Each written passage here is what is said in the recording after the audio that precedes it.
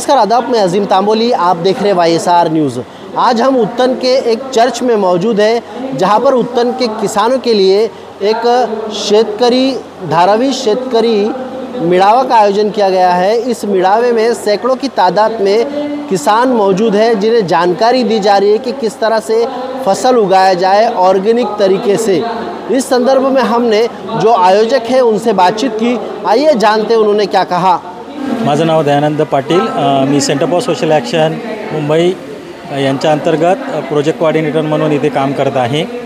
आज आपण पाहिलं की centre for social action Mumbai आणि धारावी बेट शेतकरी स्वयंसहायता गट यांच्यातर्फे आयोजित धारावी बेट शेतकरी मेळावा या कार्यक्रमाचं आयोजन करण्यात आलेलं आहे आणि ह्या कार्यक्रमाप्रसंगी 200-300 लोकांनी उपस्थिती दर्शविलेली आहे।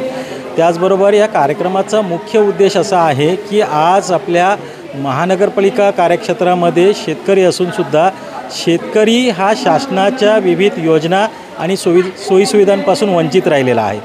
शेतकरीला कुठेही महानगरपालिका पातळीवर कुठेही एखादा विभाग नाही आहे आणि त्यानंतर मग आम्ही संस्थेच्या माध्यमातून शेतकऱ्यांना संघटन करून त्यांचं स्वयंसहायता गट तयार करून कृषी विभाग आत्माच्या अंतर्गत आम्ही 5 शेतकरी गटांचं रजिस्ट्रेशन केलेलं आहे आणि त्यांना सर्टिफाईड केलेलं आहे।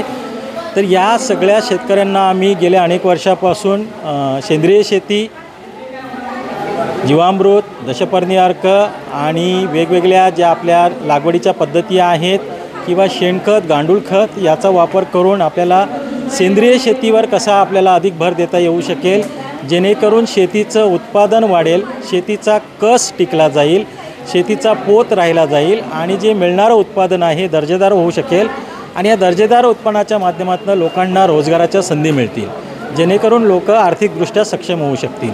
तर रासायनिक खतांचा कमीत कमी वापर करून सेंद्रिय शेतीकडे लोक वळावेत आणि या धारावी बेटातील जी शेती आहे ही शाश्वत शेती म्हणून पुढे सेंद्रिय शेतीच्या अनुषंगाने टिकावी या उद्देशाला धरून सर्व शेतकरी या धारावी बेटातील सर्व शेतकरी एकत्र यावेत हा उद्देश घेऊन शासनाच्या सोयीसुविधा त्यांच्यापर्यंत पोहोचवण्याच्या अनुषंगाने हा मेळाव्याचं आयोजन करण्यात आलेलं आहे।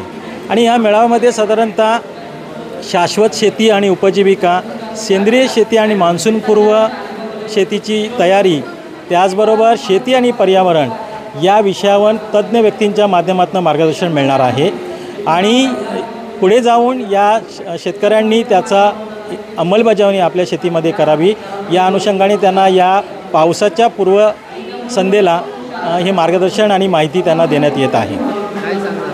आता आम्ही शेतामध्ये भाजीपाला लावतो, कारैली, गलका, दुधी वगैरे आणि पालक सध्या अलीपर्यंत चालू आहे माझं आणि सर्व काय दुधी सर्व भाजी आम्ही लावतात आणि भरपूर पीक काढतो।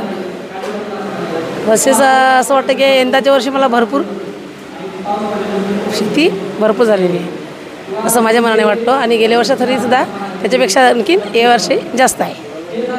मार्गदर्शन ठेवलेलं त्या संदर्भात काय सांगू? मार्गदर्शन ठेवलेलं याच्या सोबत मला असं वाटतं की आनंद वाटतं, म्हणजे कसं सर्व लोक आलेले आहे आणि आम्हाला मार्गदर्शन केलेलं आहे, नवीन माहिती आणि सर्व काय आम्हाला समजतं ते। ओके, तो आपने सुना यहाँ के स्थानीय लोग हैं जो किसान थे, उन्होंने किस तरह की जानकारी दी। उन्हें मार्गदर्शन के लिए काफ़ी लोग बाहर से भी आए थे। काफ़ी अच्छा मार्गदर्शन शिविर रहा है। लोगों ने यहाँ की जो संस्कृति है जिसे ईस्ट इंडियन तरीके से गाना भी गाया गया, यहाँ पे नृत्य किया गया, लोगों को एंजॉयमेंट भी किया गया। आप देख रहे थे YSR न्यूज़ में अजीम तांबोली, उत्तन।